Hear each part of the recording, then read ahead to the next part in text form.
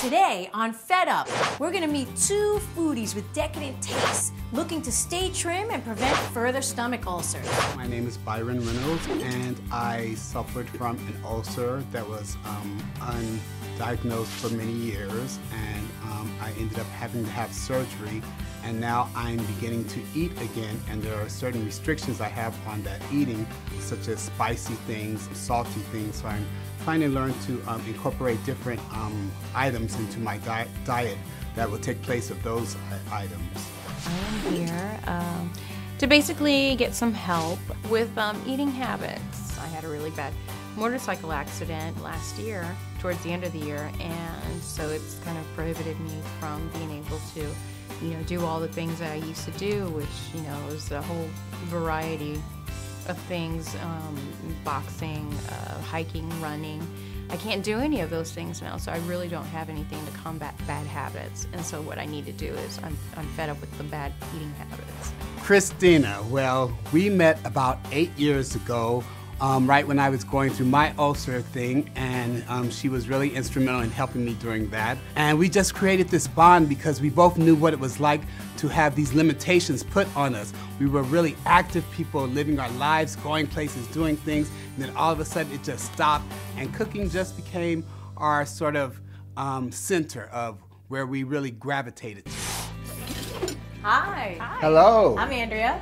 I'm Christina. Hi, Christina. I'm Byron. Hi, Byron. How are you? Nice to meet you.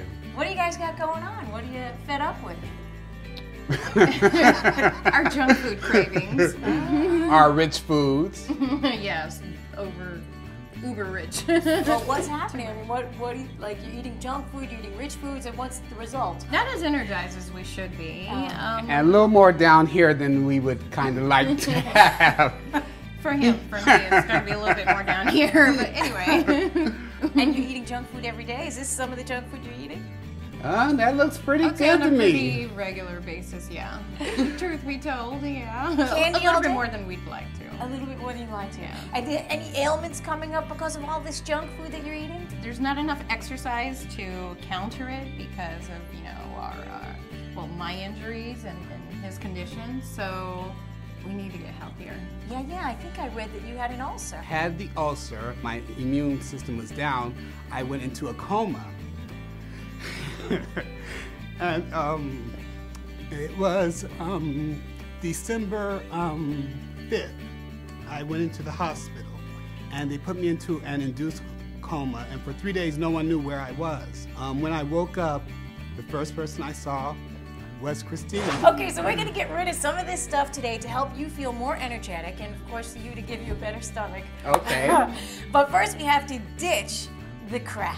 It's traumatizing. Do you think you can do it? Do you think you can let go? Everything for me, I have to plan things out, how I'm going to get in and out of stuff, or, what to eat, what not to eat. Things, I have bones that are healing, so I have to make sure that a lot of those bones get, calcium and things that my body needs in order to really heal itself. Okay, so we're gonna dump this stuff. Okay. Oh, burgers. What's that double burger with cheese? Oh, Don't chocolate. you touch that. Don't you don't you put that back. Okay. I'm learning to eat with less salt, less fatty foods, because now that I've regained my appetite after not eating for a very long time, I'm eating everything in sight, and I'm not 25 years old anymore, so it's sort of catching up with me. It's one thing to take food out, but then you feel deprived, so we have to put food back in. And Yes. what we're going to do is put some great food back into their diet. So today we have a summer squash soup with a mint puree, a mint yogurt puree. That'll help soothe the stomach. Okay, okay. Yeah. Plus we Okay. have a ginger chicken with udon noodles and sauteed vegetables. Yeah, baby. And you both said that you like chocolate. Love chocolate. So I'm going to give you a little bit of chocolate. Hey, we're going to make some chocolate-covered strawberries. Okay. All right, good, because you guys are going to be helping me today, so you got to put some aprons on. Okay, so you guys ready to get cooking? Yes. Yeah, baby. So don't go away. We have some stomach-soothing foods and some energizing foods that you're going to love. We'll be right back.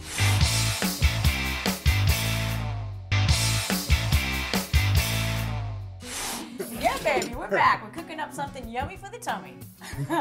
So today we're going to be making something that's soothing for you. Okay. To help with the ulcer and stomach upset, and for you to increase energy. So the first thing we're going to start with is a traditional beginner of food is like soups. Okay. Right? They're easy to digest, they're soft, it's totally, we're gonna use chicken stock, which is rich in minerals and amino acids, which increase your energy. Anytime you have an accident, any sort of accident for him, and you know, it's a condition, a medical condition, but it hinders you to some degree.